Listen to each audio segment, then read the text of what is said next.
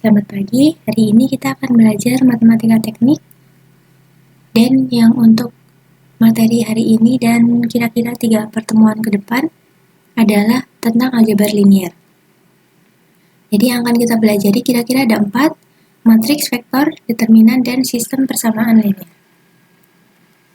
Jadi matriks dan vektor ini merupakan tools utama dalam aljabar linier. Dan pada matematika teknik ini, kita akan menggunakan mereka untuk menyelesaikan sistem persamaan linier atau SPL. Lalu, cara penyelesaian yang lain juga dengan determinan dan matriks inverse. Tapi yang bagian ini akan kita bahas pada pertemuan selanjutnya. Jadi untuk hari ini kita akan review dulu tentang matriks dan vektor.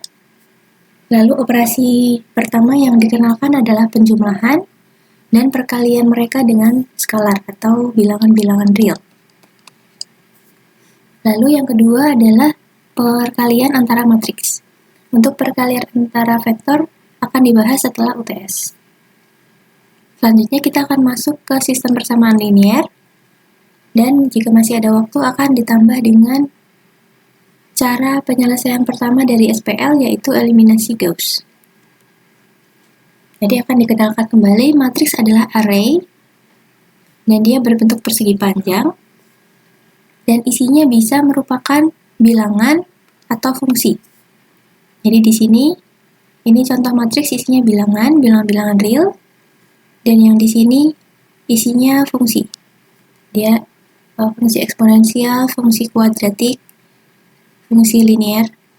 Lalu di sini juga ada dia bisa dinyatakan sebagai isinya variabel-variabel. Ini kita akan sering melihat seperti ini karena ini adalah penulisan matriks secara umum dengan isinya variabel, jadi bisa diganti apapun, A11 diganti apapun, dan selanjutnya sampai A33. Lalu kita juga bisa menemukan matriks yang barisnya cuma satu atau kolomnya cuma satu. Jadi bisa seperti ini dan seperti ini. Isi-isinya, jadi bilangan atau fungsi ini kita bisa sebut entry atau elemen, tapi mungkin lebih sering yang ini. Lalu setiap garis yang horizontal dari entry disebut baris, jadi ini ada baris pertama, baris kedua, yang di sini ada baris pertama, baris kedua, baris ketiga. Lalu kalau yang vertikal disebut kolom, jadi di sini contohnya ada kolom 1, kolom 2. Yang di sini ada 3 kolom. Di sini ada 1 kolom. Lalu matriks kedua dan ketiga disebut matriks persegi. Jadi yang ini dan ini disebut matriks persegi karena mereka memiliki baris dan kolom yang sama. Banyaknya baris dan banyaknya kolom sama. Lalu, secara umum kita akan menulis entry matriks dengan indeks. Jadi contohnya di sini A23, artinya adalah entry dari baris kedua dan kolom ketiga. Seperti ini. Jadi contohnya A32, misalnya, berarti dia baris ketiga, berarti baris 1, baris 2, baris 3, dan kolom kedua. Kolom 1, kolom 1, kolom 2. Lalu, dua matriks terakhir ini hanya memiliki satu baris atau satu kolom, mereka disebut vektor. Jadi vektor itu sebenarnya juga matriks, tapi mereka cuma punya satu baris atau satu kolom. Kalau misalnya yang mendatar, yang hanya memiliki satu baris, dia disebut vektor baris. Yang ini vektor baris. Yang ini vektor kolom, karena hanya memiliki satu kolom.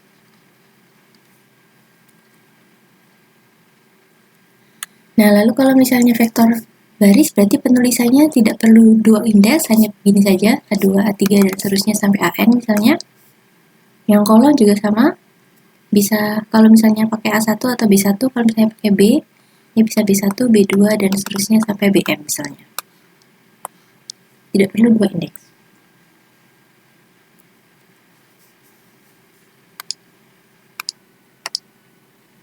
Kita akan masuk ke aplikasi matriks pada aljabar linier. Jadi kita sudah mengenal dari ALI sebelumnya, bentuk SPL seperti ini. Di sini punya X1, X2, dan X3, dia bisa disebut variabel atau unknown. Lalu, kita buat matriks koefisiennya dengan sebutan A, misalnya A besar. Dia memuat koefisien dari unknown di posisi mereka. Jadi, untuk kolom pertama dia seluruh koefisien dari X1, ini 4, 6, dan 5, sama ini 4, 6, dan 5. Selanjutnya di sini X2-nya adalah 6, 0, dan min 8. Di sini 9, min 2, dan 1.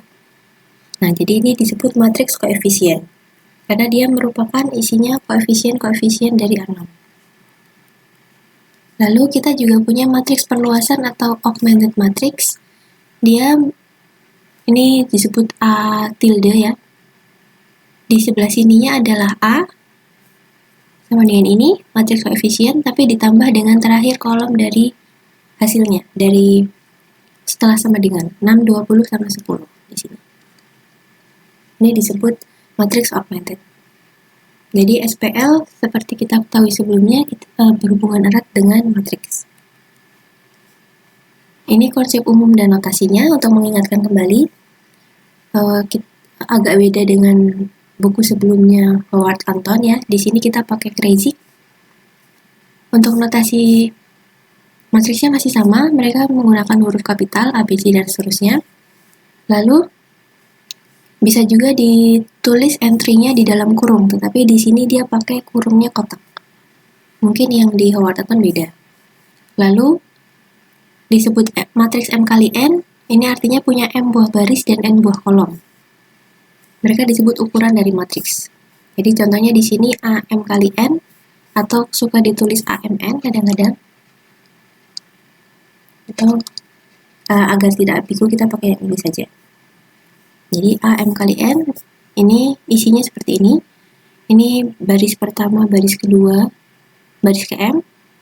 Jadi semuanya pakai 1 di sini karena baris 1. Di sini depannya pakai 2 semua. Di sini pakai M semua, sesuai dengan barisnya. Lalu yang terakhir, yang kedua ini kolom 1, kolom 2, ini kolom M. Nanti bisa lihat, silahkan nyatakan matriks-matriks ini menjadi contohnya A, M kali N. Bisa pakai A, bisa pakai B, dan seterusnya, dan tulis ukurannya. Lalu kalau matriks persegi, tadi baris dan kolomnya sama, jadinya A, N kali N.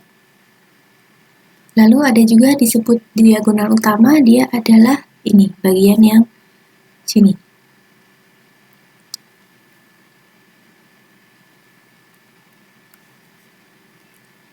Kalau misalnya M tidak sama dengan N, disebut matriks persegi panjang. Lalu vektor seperti kita tahu dia adalah matriks yang hanya memiliki satu baris, satu kolom. Lalu entry-nya disebut komponen. Jadi khusus untuk vektor, entry-nya disebut komponen vektor. Lalu kita nyatakannya dengan huruf kecil. Kalau misalnya di buku dia pakai tebal, tapi untuk tulisan tangan kita pakai bar di atasnya untuk menyatakan bahwa itu vektor. Dan jadi di sini karena dia cuma satu baris atau satu kolom, indeksnya cuma 1 ya. Jadi contohnya ini yang vektor baris, contohnya ini, dan yang kedua ini contohnya kolom. Lalu kapan dua matriks dikatakan sama? Jika mereka setiap entry yang berhubungan sama. Jadi AJK sama dengan BJK, dengan J-nya itu setiap baris dan K-nya setiap kolom. Kalau misalnya ada yang tidak sama, matriksnya disebut berbeda.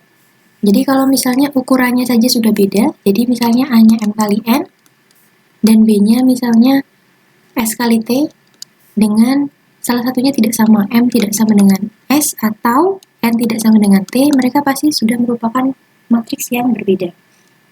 Kalau misalnya ukurannya ini persis, jadi M sama dengan S, N sama dengan T, maka masing-masingnya harus sama. Nah, contohnya di sini,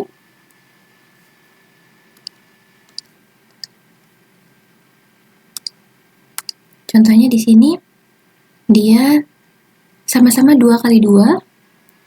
Nah, kalau misalnya sudah ukurannya sama, maka untuk menyamakannya A11 sama dengan 4, A12 sama dengan 0, A21 sama dengan 3, dan A22 sama dengan -1.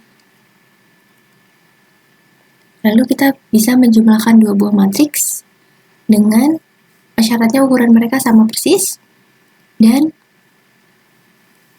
A ditambah B memiliki entry A jika ditambah B jika. Jadi contohnya di sini, kalau kita jumlahkan maka nanti hasil kolom 1 baris 1 adalah penjumlahan kolom 1 baris 1, kolom 1 baris 1. Jadi dia 1 ya, -4 ditambah 5 sama dengan 1. Dan seterusnya, sampai yang terakhir, yang ini 2 ditambah 0 hasilnya adalah 2. Silahkan ini dibuat latihan. Lalu ada perkalian skalar, artinya adalah perkalian dengan suatu bilangan real. Biasanya dinyatakan dengan C, konstanta. Jadi misalnya matriksnya adalah A, hanya M kali N.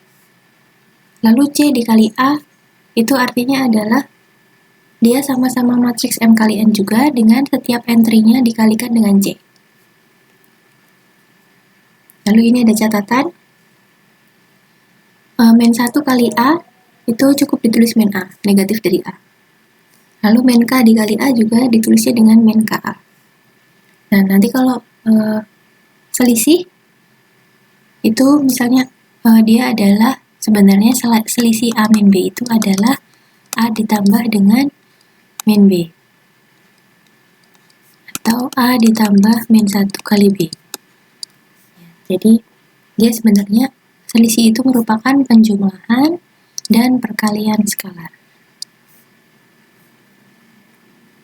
Contohnya di sini, minus A artinya semuanya diminuskan, dikalikan -1, ini 2,7 menjadi -2,7 dan seterusnya, 0 tetap 0 ya, 0 kali -1 tetap 0, dan seterusnya sampai -4,5 menjadi 4,5. Lalu kalau C-nya 10/9, artinya setiap entry-nya dikalikan dengan 10/9. Contohnya di sini -1,8, maka -1,8 dikalikan dengan 10/9. Ini adalah -0,2, dia menjadi -2 dikalikan 10. Lalu kalau dikalikan dengan 0, semuanya menjadi 0. Lalu ada aturan penjumlahan matriks. A ditambah B sama dengan B ditambah A, dia disebut komutatif. Lalu kalau kita punya 3 buah matriks, A ditambah B ditambah C, kita bisa menjumlahkan A ditambah B dulu, baru ditambahkan dengan C, atau kita jumlahkan B dengan C dulu, baru ditambahkan dengan A. Maka A ditambah B ditambah C tidak perlu kita kasih kurung lagi, kita bisa tulis seperti ini. Dia adalah sifat asosiatif. Lalu matriks 0, ini harusnya tebal ya, jadi matriks atau vektor itu, matriks atau vektor, kalau misalnya dari 0 begini, ini artinya matriks 0, dia bisa biasanya ditulis tebal, tapi untuk tulisan tangan kita dikasih ban. Jadi ini artinya matriks 0.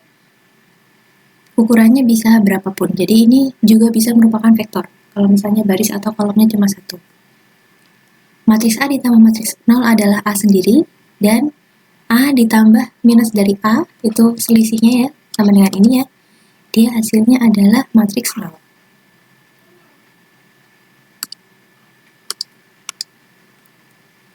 Lalu ada aturan perkalian skalar. Ini seperti distributif ya. C dikalikan dengan A ditambah B, itu sama dengan C dikali A ditambah C dengan B.